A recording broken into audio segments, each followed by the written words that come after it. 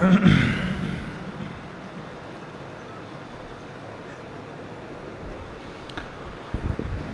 اللہ الرحمن الرحیم۔ مسائل کی مجلس میں آپ حضرات کے سامنے وصیت سے متعلق مسائل کا بیان چل رہا تھا اور الحمدللہ وہ بھی ختم ہوا۔ چونکہ ایک انسان کی جو زندگی ہے یہ شروع ہوتی ہے ایمان سے اور اس کا اختتام ہوتا ہے موت پر۔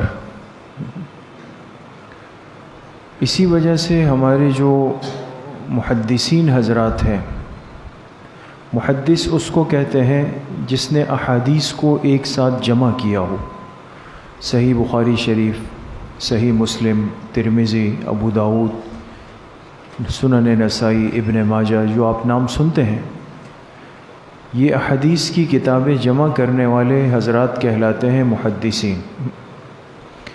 اور جو حضرات مسائل کو جمع کرتے ہیں کہ یہ وضو کے مسائل ہیں، نماز کے ہیں، زکوٰۃ کے ہیں، حج کے ہیں، یہ مسائل، تو مسائل پر جو حضرات محنت کریں اور اس کو ایک ترتیب دے دیں اور امت کے سامنے پیش کر دیں، ان کو فقہا کہتے ہیں۔ فرق سمجھ میں آیا؟ تو ہمارے جتنے محدثین ہیں اور جتنے فقہا ہیں، ان کی کتابوں پہ اگر آپ غور کریں تو وہ بات کو تقریباً شروع کرتے ہیں ایمان سے اور اس کو ختم کرتے ہیں میراث اور وصیت کے مسائل پر۔ یعنی یہ بات سمجھا دی انسان کو کہ زندگی کا جب اختتام ہونے لگتا ہے تو اس صورت میں سب سے جو بڑا مسئلہ ہے وہ یہ ہے کہ اب اس کی میراث کیسے تقسیم ہو، اور اس وقت جو مسئلہ ہے کہ مرنے والا کیا وصیت کر کے گیا ہے۔ سمجھ میں آ گئی؟ اس لیے حدیث کی کتابیں بھی آ کے میراث پہ، وصیت پہ ختم ہوتی ہے، فقہ کی کتابیں بھی آ کر میراث اور وصیت پہ ختم ہو جاتی ہیں کہ انسان کی زندگی پوری ہو گئی۔ تو اس اعتبار سے تو ہمارے مسائل کی تفصیل پوری ہو گئی، وصیت پر بات ہو چکی ہے۔ لیکن تمام کتابوں میں، فقہ کی کتابوں میں ایک طریقہ ہے، وہ یہ ہے کہ آخر میں وہ حضرات کہتے ہیں مسائل شتہ۔ مسائل شتہ کا مطلب ہوتا ہے وضو کے، نماز کے، روزے کے، زکوٰۃ کے، حج کے، میراث کے، نکاح کے، طلاق کے، بیچ بیچ میں کچھ اہم مسائل ہوتے ہیں اور جن سے متعلق یہ حضرات یہ سمجھتے ہیں کہ ان کو دوبارہ بیان کرنا چاہیے یا ان کی وضاحت ہونی چاہیے یا ان کا بیان رہ چکا ہے، اس کو یہاں لانا چاہیے۔ آپ سمجھ رہے بات کو؟ یہ تمہید اس لیے عرض کر رہا ہوں کہ آج سے جو ہر مسلمان پر فرض ہے کہ وضو کو اچھی طرح کرے، اگرچہ نفس کو ناگوار ہو۔ ناگوار بعض دفعہ انسان پر ایک بوجھ سا ہوتا ہے، یا سردی ہے، ٹھنڈے پانی کے استعمال سے تکلیف سی ہو رہی ہوتی ہے، ٹھیک ہے، یا نیند کا غلبہ ہے اور ہمت ہی نہیں ہو رہی چہرے پر پانی کے ڈالنے کی۔ لیکن اس کے باوجود حکم یہ ہے کہ انسان وضو کامل طریقے سے کرے، اور یاد رکھیں حدیث پاک میں اس پر بہت بڑی بشارت ہے، اسباغ الوضوء علی المکارہ۔ انسان پر بوجھ ہو، تکلیف ہو، اس کے باوجود بھی یہ وضو کو مکمل طریقے پر کرے، پر میں ایسے شخص کو اللہ پاک قیامت کے دن نور تام عطا فرمائیں گے، ایک روشنی دے دیں گے، اس کو اندھیرے میں نہیں ہوگا۔ تو ہم جب وضو کریں، آج یہ ہماری ذمہ داری ہے کہ وضو بنائیں، وضو پر محنت کریں اہتمام کے ساتھ، لیکن اہتمام کا مطلب اسراف نہیں ہے، وضو پانی ضائع نہ ہو، لیکن ہم وضو سیکھ لیں۔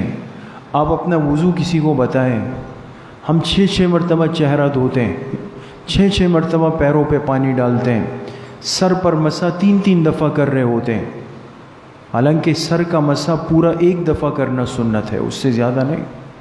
1 سے زیادہ مرتبہ کیا سنت توڑ دیا آپ، تو یہ چیز سمجھنا ضروری ہے۔ دوسرا مسئلہ فرماتے ہیں کہ تازہ وضو کا زیادہ ثواب ہے۔ تازہ وضو کا مطلب یہ ہوتا ہے کہ آپ کا وضو تھا، ابھی ٹوٹا نہیں، لیکن نیا عمل متوجہ ہو گیا، اس کے لیے آپ نے وضو بھی تازہ کر لیا۔ مثال کے طور پہ ابھی آپ حضرات نے، ہم سب نے عشاء کے لیے وضو بنایا، لیکن اس وضو سے ہم نے عشاء کی فرض پڑھی، سنت پڑھی، وتر پڑھی، یہ ہم نے عمل کر لیا۔ اب آپ حضرات گھر جائیں گے، آپ کا دل ہوا ہے تھوڑی سورہ واقعہ کی تلاوت کر لی جائے، ہے نا؟ افضل بھی ہے رات کو سورہ واقعہ کی تلاوت کرنا۔ تو وضو ہے، لیکن اس کے باوجود دیکھیں ایک نیا عمل ہے تلاوت، اس کے لیے آپ تازہ وضو کریں گے تو مستقل اس پہ اجر ملے گا۔ فرق سمجھ میں آ گیا؟ یا اسی طرح آپ گھر گئے، آپ کے دل میں آئے یار 2 رکعت نفل پڑھ لینی چاہیے، تو اس کے لیے آپ نے وضو تازہ کیا تو اس پر آپ کو مستقل اجر ملے گا۔ لیکن ایک مسئلہ سمجھ لیں کہ یہ اس صورت میں ہے کہ جب ایک وضو سے کوئی عمل ہو چکا ہو۔ اگر آپ نے ایک دفعہ وضو بنایا اور ابھی اس سے کوئی عمل نہیں کیا، نہ نماز پڑھی، نہ تلاوت کیا، نہ ذکر، کچھ بھی نہیں، 10 منٹ بعد کہا یار پھر تازہ کر لیتا ہوں، یہ نہیں۔ سمجھ میں آ گئی؟ تو تازہ وضو کا اجر کس صورت میں ہے؟ جب پہلے وضو سے کوئی عمل ہو چکا ہو، اس کے بعد وضو کو تازہ کرنا چاہیے۔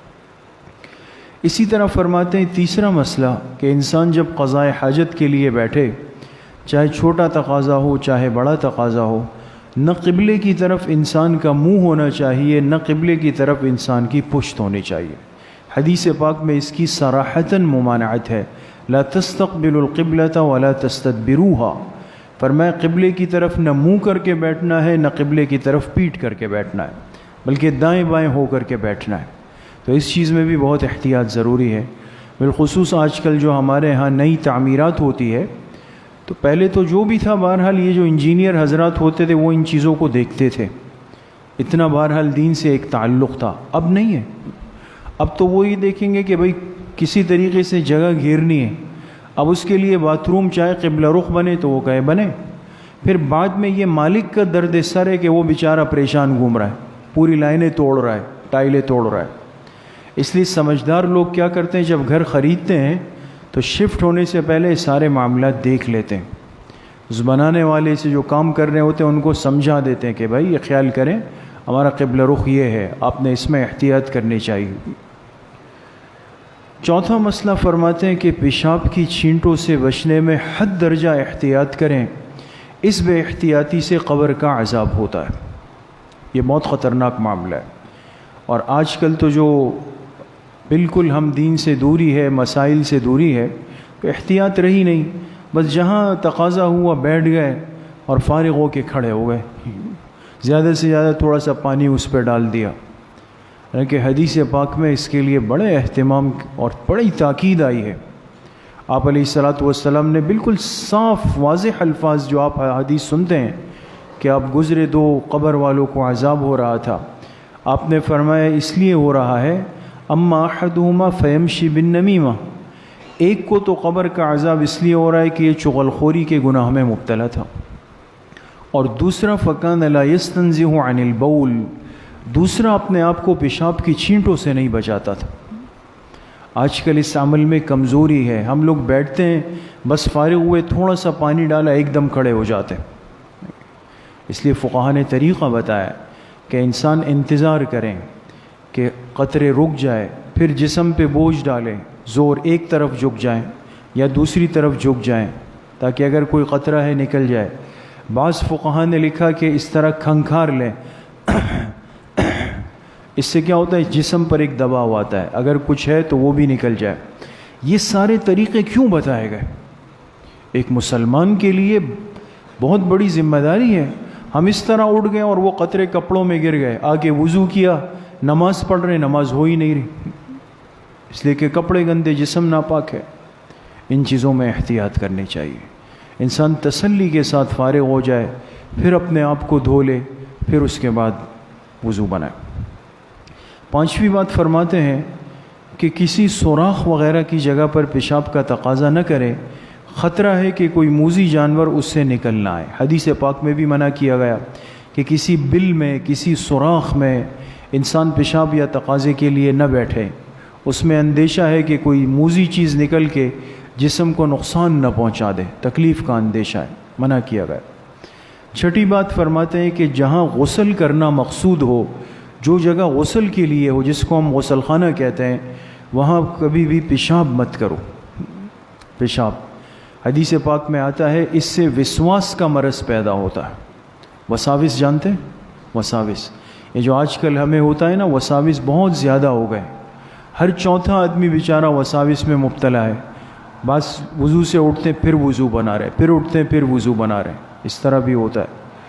یہ دیکھیں حدیث میں منع کیا گیا، جہاں انسان نہا رہا ہے، غسل کر رہا ہے، وہاں چاہے پیشاب کا تقاضا آ بھی جائے، وہاں نہیں کریں۔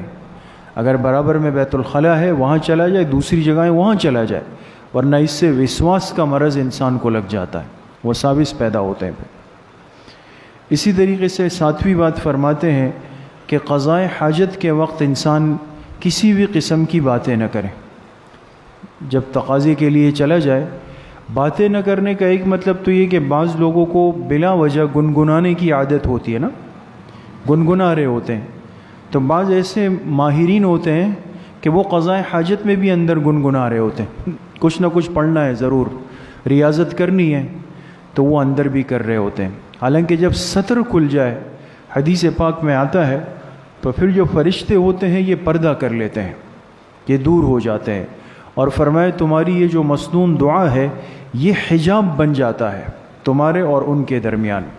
لیکن انسان جب کچھ پڑھنے لگ جاتا ہے، بولنے لگ جاتا ہے، تو فرشتے کہتے ہیں شاید یہ بندہ فارغ ہو گیا، وہ جب دیکھتے ہیں اس کا سطر کھلا ہوا ہے تو وہ بد دعا دے دیتے ہیں۔ تو اس لیے اس معاملے میں بہت زیادہ احتیاط کرنی چاہیے۔ اسی طریقے سے بعض دفعہ آج کل یہ جو موبائل کی مصیبت ہے، کئی بیت الخلاء میں یہ بچ جاتا ہے، اس کو بند کر دیں۔ ضروری نہیں کہ آپ نے اسی وقت اس کا جواب دیں، یا باہر سے کوئی آواز دے رہا ہے۔ اس میں یاد رکھیں، علماء نے لکھا ہے کہ انسان قضائے حاجت یا غسل کر رہا ہو اور باہر سے کوئی دروازہ بجائے یا آواز دے، اور آپ کو محسوس ہو کہ جواب دینا ضروری ہے، تو بقدر ضرورت 2-3 الفاظ میں جواب دے دیں، گنجائش ہے۔ لیکن آپ کو لگا کہ کوئی ضروری بات نہیں ہے، وہ ناشتے چائے کے لیے بلا رہا ہے، میں فارغ ہونے والا ہوں، تو خاموش رہیں، اپنا فارغ ہو جائے۔ اس میں احتیاط کرنی چاہیے۔ اسی طریقے سے فرماتے ہیں کہ جب انسان نیند سے اٹھ جائے تو جب تک اچھی طرح ہاتھ نہ دھو لے، دونوں ہاتھ، تو کسی پانی کے برتن میں ہاتھوں کو اندر نہ ڈالیں۔ آج کل تو خیر چونکہ ہمارے ہاں نل لگے ہوئے ہیں تو ہم نل کھولتے ہیں، نیچے ڈائریکٹ پانی آ رہا ہے، لیکن یہ مسئلہ اب تو شہروں میں بھی پانی کی قلت ہوتی جا رہی ہے، اس لیے کہ ناقدری اتنی ہو گئی۔ اور پھر گاؤں دیہات میں خاص طور پہ جہاں برتنوں میں ہم پانی جمع کر کے رکھتے ہیں، لوگ صبح اٹھتے ہیں تو انہوں نے اسی سے پانی اٹھا کے وضو بنانا ہوتا ہے، تو اٹھتے ہی فوراً ہاتھ اندر نہ ڈالیں۔ حدیث پاک میں آتا ہے اِنَّهُ لَا يَدْرِي أَيْنَ بَاتَتْ يَدُهُ، انسان کو نہیں پتا کہ اس کے ہاتھ نے رات کہاں گزاری ہے۔ عجیب حکمت کی بات کی، اس کے ہاتھ نے رات کہاں گزاری ہے۔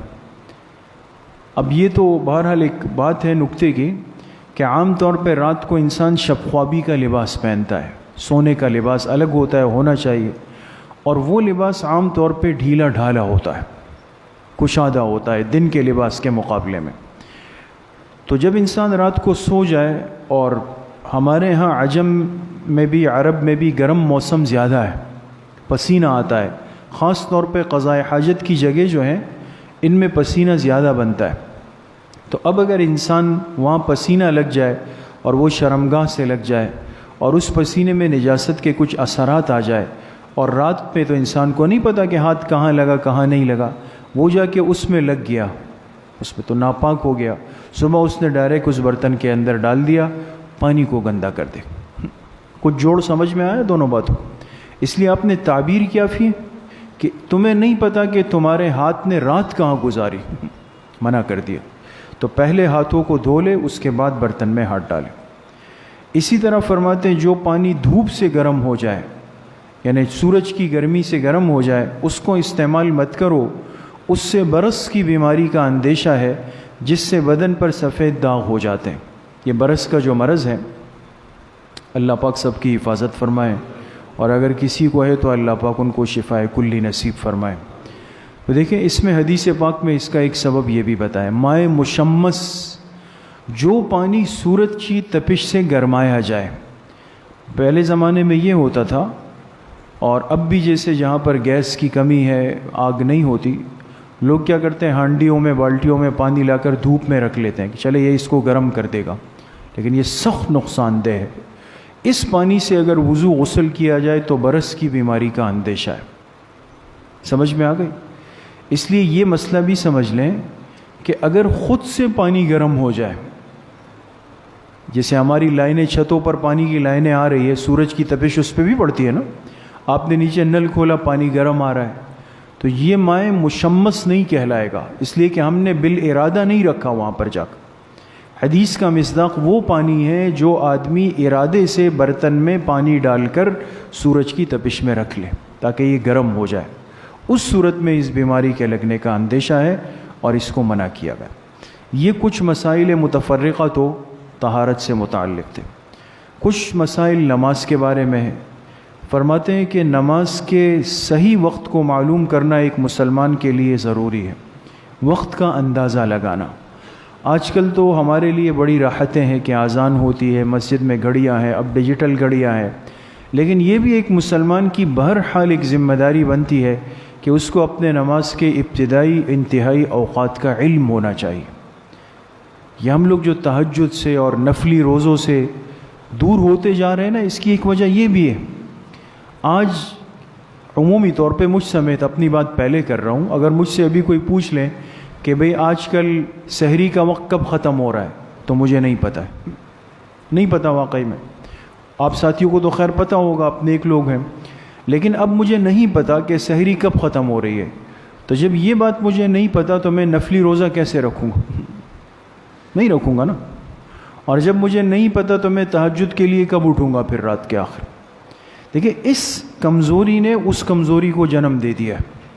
جب انسان ان چیزوں میں احتیاط کرنے لگ جاتا ہے تو اعمال کا داعیہ اور جذبہ خود پیدا ہونے لگتا ہے۔ اسی طرح فرماتے ہیں جب بچہ 7 برس کا ہو تو اس کو نماز کی تاکید کریں، جب 10 برس کا ہو تو پھر اس کو تأدیب کریں، تأدیب یعنی سختی کرا کے اس سے نماز پڑھوائیں۔ ایسے کپڑے یا ایسی جگہ پہ نماز پڑھنا جس پر کوئی پھول پتیاں وغیرہ ڈیزائننگ ہوئی بھی ہو، اس پر نماز پڑھنے میں احتیاط کریں، ورنہ نماز میں دھیان بٹ جاتا ہے۔ اس لیے ایسی چیزیں ایسے قالین جس میں نشانات ہو، بہت ساری چیزیں ہوں، منع کیا گیا۔ بلکہ ایسے مصلی بھی علماء نے پسند نہیں کیے کہ جس پر یہ مقدس مقامات بنے ہوئے ہوتے ہیں نا، بعض لوگ خانہ کعبہ کو اور اس کو بنا لیتے ہیں، یہ بھی پسندیدہ نہیں، ورنہ ذہن منتقل ہو جاتا ہے ان چیزوں کی۔ مصلی بھی سادہ رکھیں، چٹائی دری بھی سادی رکھیں، قالین بھی سادہ رکھیں تاکہ یکسوئی رہے۔ جب نماز کے لیے کھڑا ہو کھلی جگہ پہ تو آگے کسی چیز کو آڑ بنا لے، سترہ ضرور رکھیں تاکہ خود کی نماز بھی محفوظ ہو اور آگے سے گزرنے والا گناہ گار بھی نہ ہو، گناہ سے بچ سکے۔ جب فرض نماز پڑھ لے تو افضل یہ ہے کہ سنت اور نفل اس جگہ سے کچھ ہٹ کر پڑھ لے، یہ حدیث سے ثابت ہے۔ اب ہمارے ہاں تو چونکہ سستی کا معاملہ بہت زیادہ ہے، اب اگر یہ ترغیب دی جائے لوگوں کو کہ بھئی سنت نفل گھر میں پڑھنا افضل ہے، تو وہ فرض پڑھ کے باہر نکلے گا، ساتھی دوست کے ساتھ یہاں کھڑا ہو گیا، وہاں دکان میں سنت ہی چلی، چھٹی ہو گئی۔ اس لیے فقہائے متاخرین نے یہ لکھا کہ افضل اب یہ ہے کہ عمومی طبقہ جہاں فرض پڑھے وہی سنت نفل پڑھے، ورنہ اس سے بھی چلا جائے گا۔ سمجھ میں آ گئے؟ اور جس کے لیے ممکن ہو تو تھوڑا آگے پیچھے ہو جائے، دائیں بائیں ہو جائے۔ اسی طریقے سے اگر قضاء حاجت کا دباؤ ہو انسان کو، پیشاب یا بڑے تقاضے کا، تو پہلے اس سے فارغ ہو جائے پھر نماز پڑھے، اس دباؤ کے ساتھ نہ پڑھے۔ نوافل اور تسبیحات اس قدر شروع کرے جس پر مستقل عمل کر سکے۔ حد سے زیادہ ہزاروں کی تعداد میں تسبیحات اور 20 رکعت نوافل وہ 4-5 دن ہوں گی، پھر نہیں ہو سکتی۔ اس لیے انسان مختصر پڑھے، کم عدد میں پڑھے، لیکن روز پڑھے۔ 2 مسئلے ہیں جو موت سے متعلق ہے، بڑے اہم مسئلے۔ اگر کسی مسلمان کو اپنی پرانی کوئی مصیبت، تکلیف یا حادثہ یاد آ جائے، یہ حدیث پاک میں بھی ہے، گزرا ہوا والد صاحب کا انتقال یاد آ گیا، والدہ کا، کسی عزیز کا، کسی دوست کا، یا کوئی حادثہ یاد آ گیا جو گزر چکا تھا، انسان ہے، پرانے خیالات آتے، تو حدیث پاک میں آتا ہے اگر یہ امتی اس پرانے حادثے کو یاد آتے ہی فوراً دوبارہ پڑھے انا للہ و انا الیہ راجعون، سمجھ، حالانکہ اس کو ہوئے 10 12 20 سال ہو گئے، تو فرمائے اس کو اس پڑھنے پر اتنا ہی اجر ملے گا جتنا اس وقت ملا تھا۔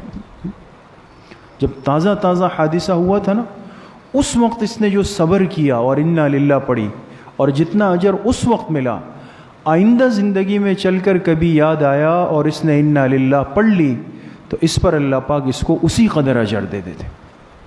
دیکھیں یہ بھی موقع ہیں اللہ سے لینے کے اجر کے۔ کتنی دفعہ ایسا ہوتا ہے انسان کو اپنے بڑے یاد آ جاتے ہیں، ان کی جدائی یاد آتی ہے، فوراً انا للہ و انا الیہ راجعون پڑھیں، بہت بڑا اجر نامہ اعمال میں منتقل ہو جائے گا۔ اسی طریقے سے اگر کوئی تکلیف کی ہلکی سی بات بھی پیش آ جائے زندگی میں تو اس پر بھی مسلمان کو انا للہ و انا الیہ راجعون پڑھ لینا چاہیے، اس پر بھی صبر کا ثواب ملے گا۔ مثلا ٹھوکر لگ گئی، پیر میں کوئی چیز چبھ گئی، کچھ چیز آگے پیچھے ہو گئی، نہیں ملی، انا للہ پڑھیں، اس پر بھی اجر ملے گا۔ اللہ پاک مجھے بھی آپ سب کو صحیح عمل کی توفیق نصیب فرمائے۔ الحمدللہ رب العالمین، والصلاة والسلام علی سیدنا